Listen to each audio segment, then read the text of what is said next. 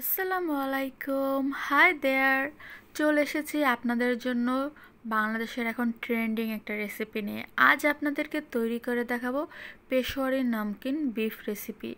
বর্তমানে কিন্তু YouTube, Facebook যেখানেই যান না কেন সব জায়গাতেই শুধু পেশোয়ারি পেশোয়ারি আর পেশোয়ারি চলছে। বাংলাদেশে এটা এত বেশি জনপ্রিয় হয়ে গিয়েছে যে সবাই কিন্তু রেস্টুরেন্টে ভিড় করছে শুধুমাত্র এই পেশোয়ারি বিফটা খাওয়ার জন্য। রেস্টুরেন্টে যাওয়ার আর প্রয়োজন নেই, আপনিও এখন ঘরে বসেই তেল মশলাবিহীন দারুণ এই রেসিপিটা নিজেই তৈরি করতে পারবেন। চলুন তাহলে কিভাবে তৈরি করতে হয় দেখে নিই। এখানে আমি 1 কেজি বিফ নিয়েছি বা গরুর মাংস নিয়েছি, আর এর সাইজগুলো একটু বড় বড় করে কেটে নিয়েছি। একটা নলি সহ বা হাড্ডি সহ নিবেন, তাহলে এটা খেতে অনেক বেশি ভালো লাগবে। এবারেতে 1 চামচ লবণ দিয়ে ভালো করে মেখে আধা ঘন্টা রেস্টে রাখতে হবে। একটু চর্বি সহ মাংস নেবেন, তাহলে এটা খেতে অনেক বেশি ভালো লাগবে। ভিউয়ার্স, আধা ঘন্টা পর ফিরে আসলাম।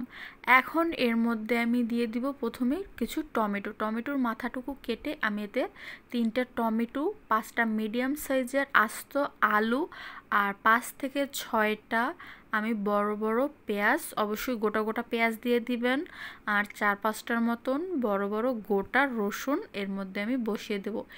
এই খাবারটায় কিন্তু একদমই তেল দেওয়া যাবে না, আর অনেক বেশি মশলারও প্রয়োজন নেই। নিজের ইচ্ছে মতো টমেটো, আলু, পেঁয়াজ, রসুন গোটা গোটা দিয়ে দিবেন। তবে আলু খেতে না চাইলে আপনারা এটা স্কিপও করতে পারেন। এবারেতে 10-12টা কাঁচামরিচ দিয়ে দিচ্ছি। আমি বোম্বাই মরিচের পরিবর্তে এটা দিয়েছি বোম্বাই মরিচ বা নাগা মরিচটাই কিন্তু অথেন্টিক পেশোয়ারিতে দেওয়া হয়, তাই চাইলে আপনারা দিতে পারেন। আর এখানে আমি 1 টেবিল চামচ আদা কুচি, 1 চামচ গোটা গোলমরিচ দিয়ে দিলাম, সাথে 2 চামচের মতন ঘি। এতে যেহেতু একদমই তেল দেওয়া যাবে না, তাই আমি জাস্ট একটু ফ্লেভারের জন্য এতে 1 চামচ থেকে 2 চামচের মতন ঘি অ্যাড করে নিলাম। এবার একদম লো আছে আরও একটু 1/2 চামচের মতন লবণ দিয়ে আমি এটাকে 1 মিনিটের মতন একটু সতে করে নিচ্ছি।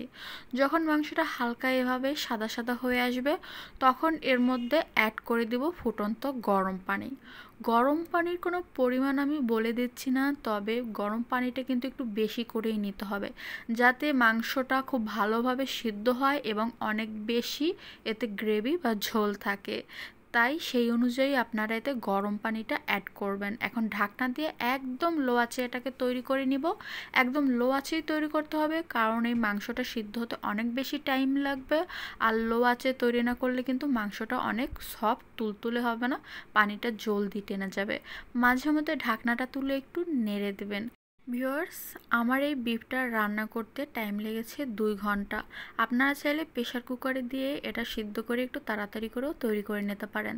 দেখুন, আমার মাংসটা একদমই সফট আর মোলায়েম হয়ে গিয়েছে, আর রসুনগুলোও দারুণভাবে পারফেক্টলি কুক হয়েছে।